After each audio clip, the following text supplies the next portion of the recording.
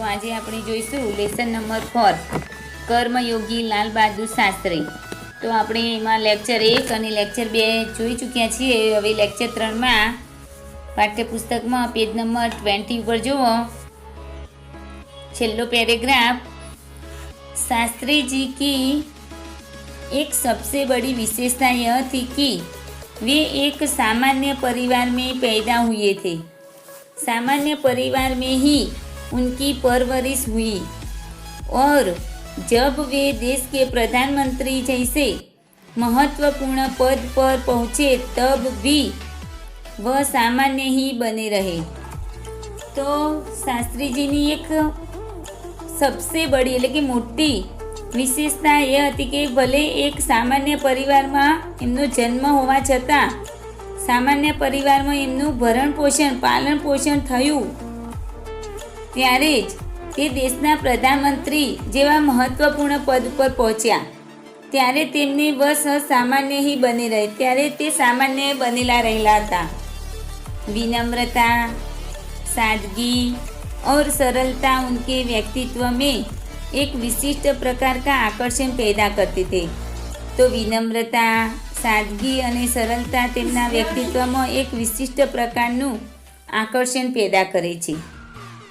इस दृष्टि से शास्त्री जी का व्यक्तित्व बापू के अधिक करीब था और कहना न होगा कि बापू से प्रभावित होकर ही सन 1921 में उन्होंने अपनी पढ़ाई छोड़ी थी। तो आ दृष्टिथी शास्त्रीजीना व्यक्तित्वना बापू पर वधारे करीब था और कहना न होगा कि बापू से प्रभावित होकर ही ते सन 1921 में तेमने पोतानी पढ़ाई एटले के भणवानुं छोड़ी दीधुं। शास्त्रीजी पर भारतीय चिंतकों डॉक्टर भगवान दास तथा बापू का कुछ ऐसा प्रभाव रहा कि वह जीवन भर उन्हीं आदर्शों पर चलते रहे और औरों को इसके लिए प्रेरित करते रहे। तो शास्त्री जी पर भारतीय चिंतकों डॉक्टर भगवान दास तथा तेमना बापूनो कुछ एवो प्रभाव रह्यो कि ते जीवन भर तेमना आदर्शों पर चलता रह्या અને औरों को उसके लिए प्रेरित करता रहा, એટલે કે તેમના પર प्रेरित करता रहा। शास्त्री जी के संबंध में मुझे बाइबिल की वह युक्ति बिल्कुल सही जान पड़ती है कि विनम्र ही पृथ्वी के वारिस होंगे। तो शास्त्री जी ना जीवन संबंध में बाइबिल आई रही युक्ति वधारे समझ में आवे छे कि विनम्र ही पृथ्वी के वारिस होंगे, એટલે કે વિનમ્ર તેજ બાઇબિલ એટલે કે ઈસાઈઓનું ધર્મ પુસ્તક ઉપરથી આ બાઇબિલની જે પંક્તિ છે તે આપણને જાણવા મળે છે કે વિનમ્ર ही પૃથ્વી કે વારિસ હોગે, એટલે કે વિનમ્રથી જ એટલે કે સંસારના વારિસ થાય છે। शास्त्री जी ने हमारे देश के स्वतंत्रता संग्राम में तब प्रवेश किया था जब वे एक स्कूल में विद्यार्थी थे और उस समय उनकी उम्र 70 वर्ष की थी। तो शास्त्री जी ने हमारा देश की स्वतंत्रता संग्राम में त्यारे प्रवेश कर्यो ज्यारे ते एक स्कूलना विद्यार्थी अने तेमनी उस समय उनकी ते समय तेमनी उम्र 70 वर्षनी हती। गांधी जी के आह्वान पर वे स्कूल छोड़कर बाहर आ गए, એટલે કે ગાંધીજીના લલકારથી તે સ્કૂલ છોડીને આવી ગયા। इसके बाद काशी विद्यापीठ में उन्होंने अपनी शिक्षा पूरी की। तेना पछी ते काशी विद्यापीठ में तेमने पोतानुं शिक्षण पाछुं पूरुं कर्युं। उनका मन हमेशा देश की आज़ादी और सामाजिक कार्यों की ओर लगा रहा। तो तेमनुं मन हमेशा देशनी आज़ादी अने सामाजिक कार्यों में लागेलुं रह्युं।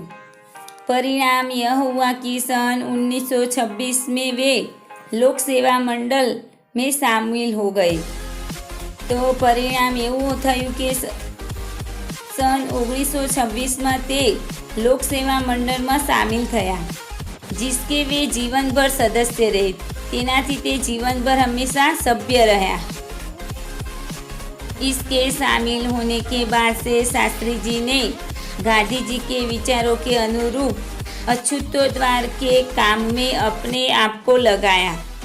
તો તેના સામેલથી તેના પછી શાસ્ત્રીજીને ગાંધીજીના વિચારોમાં અનુરૂપ અછૂતો દ્વાર काम में अपने आप को लगाया, એટલે કે તેમને તેમના કામમાં लगाव्या। यहाँ से शास्त्री जी के जीवन का एक नया अध्याय प्रारंभ हो गया, એટલે કે यहाँથી શાસ્ત્રીજીના જીવનમાં એક નવો અધ્યાય એટલે કે પાઠ પ્રારંભ થાય છે। सन 1930 में जब नमक कानून तोड़ो आंदोलन शुरू हुआ, ત્યારથી सन 1930 नमक कानून એટલે કે नियम ये तोड़ो आंदोलन शुरू थયું। तो शास्त्री जी ने उसमें भाग लिया, जिसके परिणाम स्वरूप उन्हें जेल जाना पड़ा। तो शास्त्री जी ने तेमा भाग लीधो અને તેના પરિણામે તેમને જેલમાં પણ જવું પડ્યું।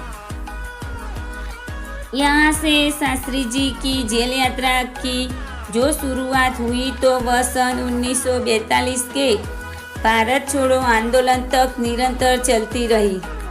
तो શાસ્ત્રીજીને તેમાં ભાગ લીધો, તેના પછી તેમને જેલમાં જવું પડ્યું।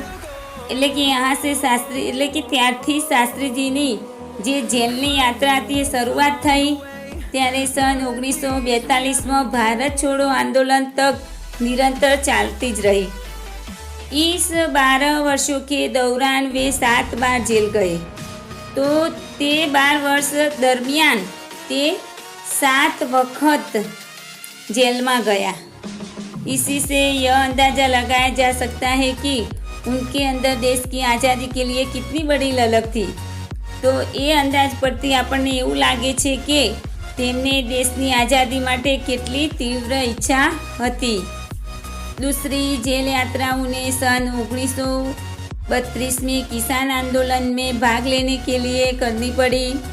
तो बीजी जेल यात्रा तेमने सन 1932 किसान आंदोलन में भाग लेवा माटे करवी पड़ी। सन 1942 की उनकी जेल यात्रा 3 वर्ष की थी। तो सन 1942 ते जेल यात्रा तेमनी 3 वर्षनी थी। जो सबसे लंबी जेल यात्रा थी ते सबसे मोटी जेल यात्रा तेमनी हती।